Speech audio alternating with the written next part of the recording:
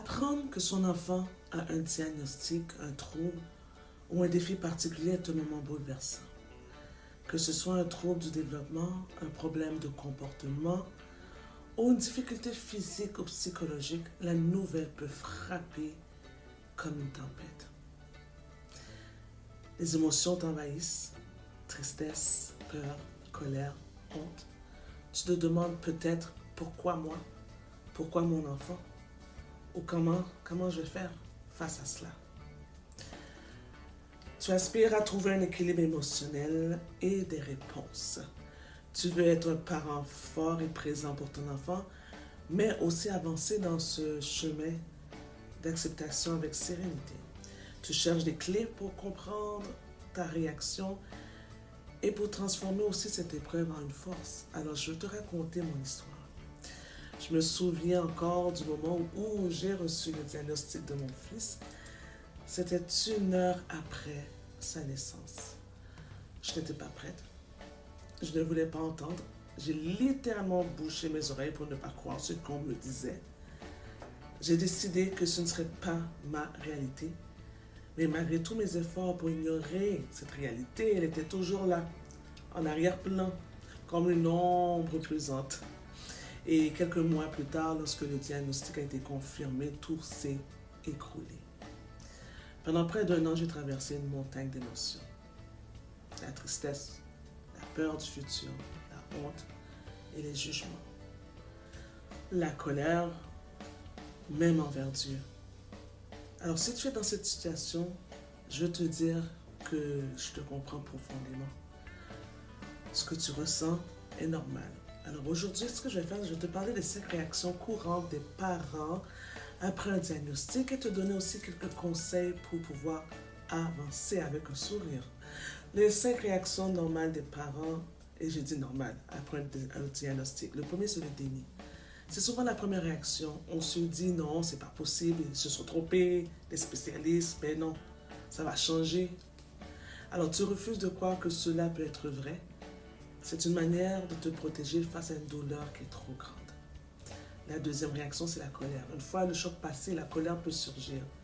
Tu es en colère contre la vie, contre les médecins, les spécialistes, contre toi, contre l'autre, contre Dieu.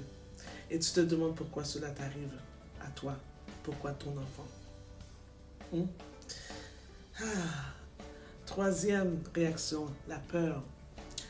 La peur du futur s'installe. Qu'est-ce qui va arriver à mon enfant? Comment je vais faire pour faire face à ça?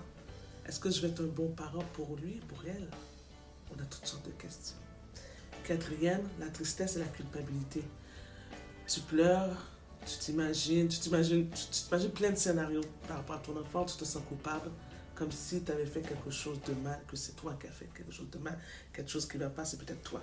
Cinquième, c'est l'acceptation. Avec le temps, vient l'acceptation. Tu comprends que ce diagnostic ne définit pas ton enfant, mais qui fait partie quelque part de son chemin, de votre chemin. Okay?